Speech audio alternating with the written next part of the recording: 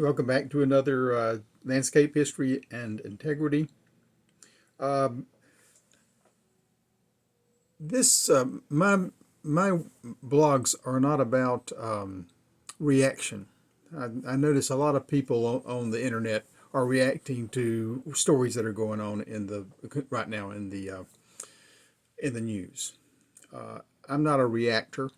I am a ruminator. I ruminate and think about things and see how they fit together throughout with history. To me, making sense of the things is based has a lot to do with knowing what history is, and then you can sort of see through a lot of the bull that is thrown at you, uh, whether you're looking at the internet or the TV. That you can see, well, what's happened in history. Today, I'm going to talk about bubbles. One thing about history that stuck with me, and a professor of mine, history professor of mine, when I took her course, it became clear to me as I went through the that quarter of history, that her opinion was that everything in history has to do with economics. Didn't matter what it was. So by the time I got to the final uh, final exam, I aced that sucker because I had thoroughly understood that everything had to do with economics. And, people took land for economic reasons or whatever it was. It was for the war. People went to war in the end for economic reasons. So economics has a whole lot to do with whether it's your individual family economics or a country's economics or a business's economics. So these bubbles that happen throughout history are historically important because they're not just something that happens in all by themselves. They happen repeatedly. You have bubbles. You've probably heard about the tulip mania, the tulip bubble that the Dutch had back in the 1600s, and they just started speculating. They grew, as they still do. They grew bulbs, and bulbs became valuable as I guess probably other countries, etc., were able to afford them. People were more affluent, I guess, in a way, than they had been. So the price of the bulbs started going up, and people started speculating them, and finally it got to the point where some bulbs were, the value of a house. So, and of course, finally somebody walked in and said, well, I'm not going to spend that kind of money on a bulb anymore. And then the floor fell out.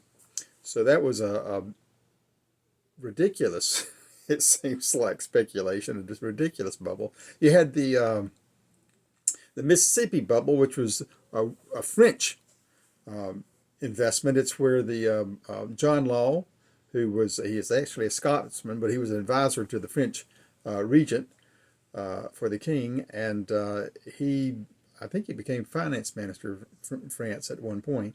But he suggested that, hey, what we need to do is, in order for the French government to have money, you need to sell stock in the Louisiana territory and tell people, oh, this is a great thing, it's worth a lot of money, etc., etc., etc. Well, if you know about, you can buy a piece of land, and if you put nothing on it, its value isn't going to increase, and so that's basically what happened. A lot of people, all kind of citizens, bought stock in the Mississippi Company, and then it went to pot. Uh, and part of what happened with that was that the because as it went to pot, then people. John Law also was a proponent of paper money, so that they had the scheme where, well, it wasn't a scheme, that we've done this in the United States. This is probably why in the United States we started out, and our Constitution says that gold and silver are money. And as time has gone by, our government decided, well, don't want gold to be money. We want you to have paper. Well, paper is a confidence scheme, okay? I mean, it depends on yours and mine, confidence. In the early days of the colonies of the nation, you had they even had wooden nickels as currency. And until people decided, they weren't quite sure a wooden nickel was worth anything anymore because it didn't have the backing of anything. The backing, a gold-backed currency means you walk into the bank, you give them your gold, you give them your note, and they give you gold. Uh, in the United States, we at one point we had the silver dollars, right? I mean the silver certificates, and you could turn in your silver certificate for an ounce of silver, or a dollar's worth of silver, whatever. Anyway, but that he had convinced them, the regent, the king, to let's go with paper money, and the paper money scheme fell through because they didn't have enough money to give everybody.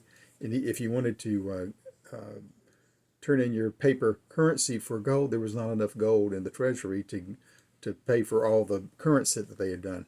We're in the same circumstance today. This is why bubbles are important. We have a lot of bubbles going on, right? We're in, as they call it, the everything bubble.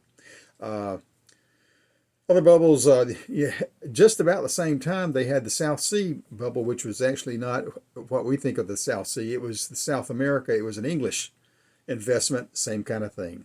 Same thing happens. They threw a pile of money into everybody went and bought stock, and this company wasn't worth the stock, or at least it lost its confidence in the stock, and it went bust.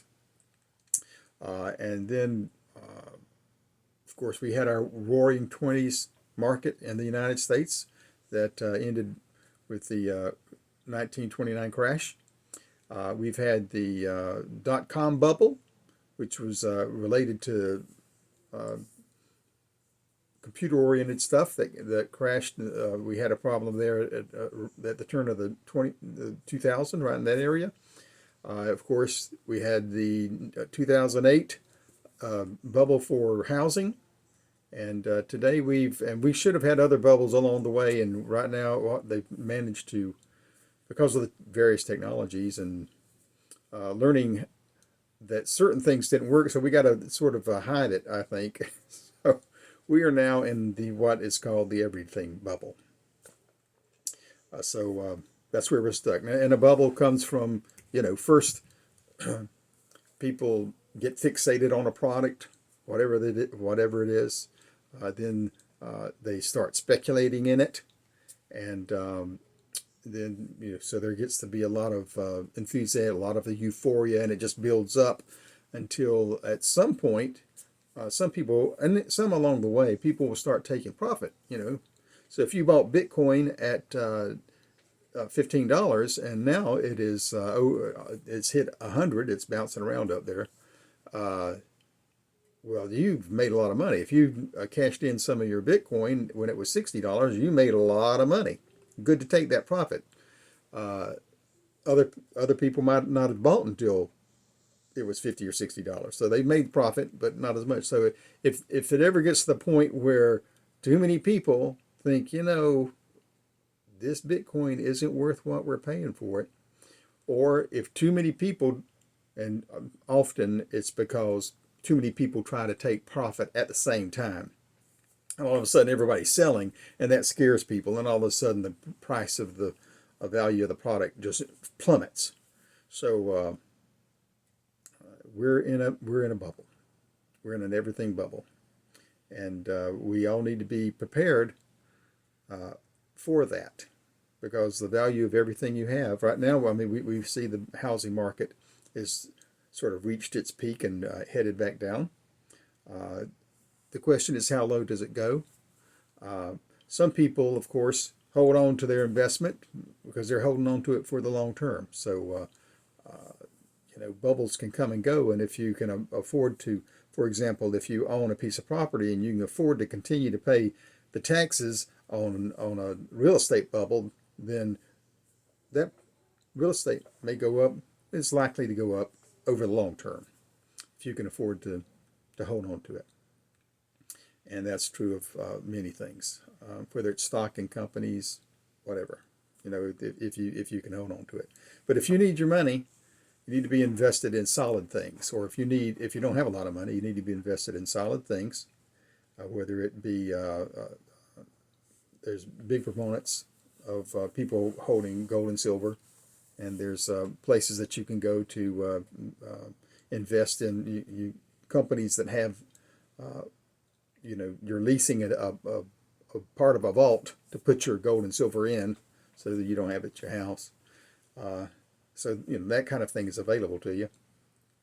Uh, Maybe it's just canned food, you know, things that won't perish too quickly. And of course, I've been watching what is it, Greg Hunter, um, and he's always talking about, go get over the years I've watched him, and he's always talking about you need to make sure you got good tires on your car. So there's all kind of things you can do when you see, as we are, that we're in the middle of a bubble, a bubble time, and unfortunately, it's a bubble on all kind of things. And so bubbles happen. They're not new. As long as we can get conned into participating in, it's ironic that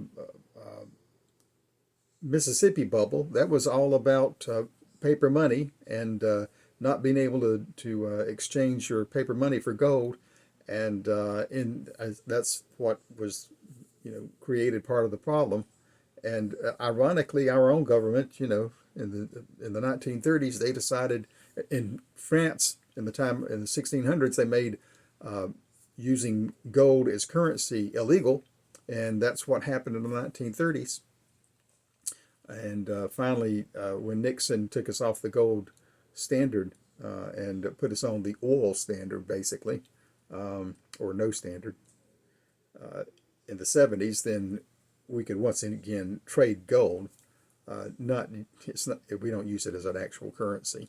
Although if people are willing to take it, again, you can always use whatever you got to trade with the people. But it's just an ironic thing that we have done exactly what the French did in 1600, and no one seems to have learned anything about that. That's a dangerous thing to do.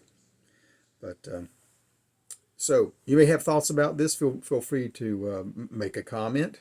And I'm not an economist, but I'm just interested in how things happen throughout history, and how they can reflect on what we're doing today. Have a good day.